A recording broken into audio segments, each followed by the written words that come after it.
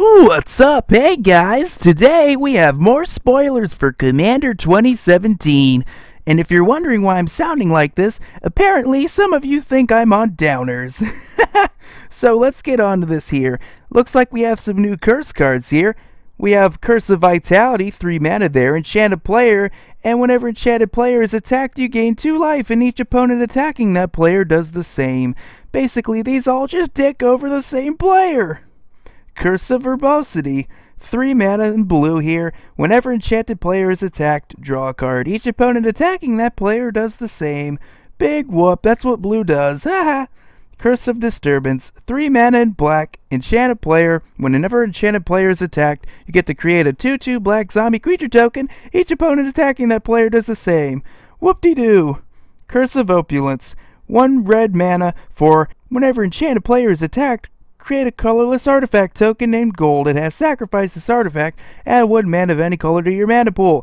Each opponent attacking that player does the same thing. Then we have Curse of Bounty. Holy shit! Way too good! 2 green mana. Whenever Enchanted Player is attacked, untap all non-land permanents you control. Each opponent attacking that player untaps all non-land permanents he or she controls. What the hell? This is like leaps and bounds better than the other 4. What the fuck? Let's get on to some of the sucky cards here. Get it? They suck because they're vampires. First we have Bloodsworn Steward here, 4 mana red for 4/4 flying vampire knight. With commander creatures you control get +2/+2 and have haste. Interesting. Pretty cool. It's a mono red vampire. Then we have Crimson Honor Guard, 5 mana red for 4/5 Vampire Knight with Trample. At the beginning of each player's end step, Crimson Honor Guard deals 4 damage to that player unless he or she controls a commander. Whoa! But yet again, another good vampire in red. Then we have Disrupt Decorum, 4 mana sorcery in red, goad all creatures you don't control.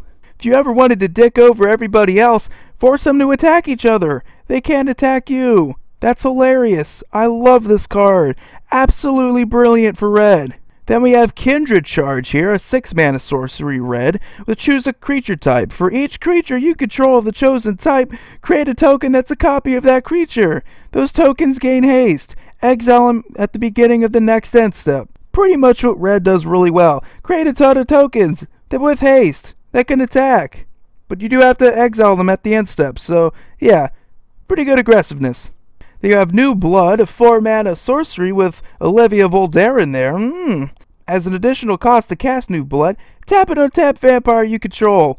You get to gain control of a target creature and change all text of that creature by replacing all instances of one creature type with vampire. Pretty interesting. Steal a kitty cat. Now kitty cats have protection from rats. Then we have Patron of the Vein, 6 mana vampire shaman, a 4/4 flyer. When Patron of the Vein enters the battlefield, destroy target creature an opponent controls. And whenever a creature an opponent controls dies, exile it and put a +1/+1 counter on each vampire you control. Sort of like combining a Shriekmaw and a Kalidas Trader of Get. You get to destroy the creature, and then it exiles it, and you get some benefit. In this case, you get the +1/+1 counters on each vampire you control. It's not straight up exiling removal, but it does destroy a creature and deal with it, so you can completely fuck over a deck like the Mimeoplasm. Pretty good. Then we have another card here, Teferi's Protection, a 3 mana white instant with until your next turn, your life total can't change and you have protection from everything. Whoa! All permanents you control phase out!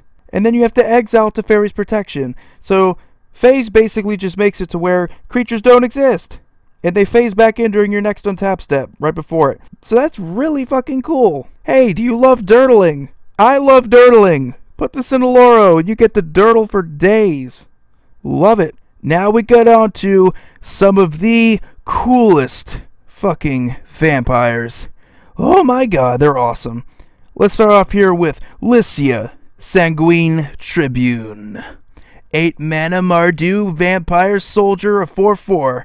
Lycia Sanguine Tribute costs 1 less to cast for each 1 life you gain this turn. Very similar to Neheb with the whole burn strategy and Rakdos with the whole loss of life. Also has First Strike and Lifelink. Can also pay 5 life, put 3 +1/+1 counters on Lycia. Activate this ability only on your turn and only once each turn. Definitely an interesting option here in Mardu colors. The big question here is, who the hell is Lycia? Is she on some future Theros where the Romans have taken over? What? Is she on Ixalan? Because they have white vampires on Ixalan.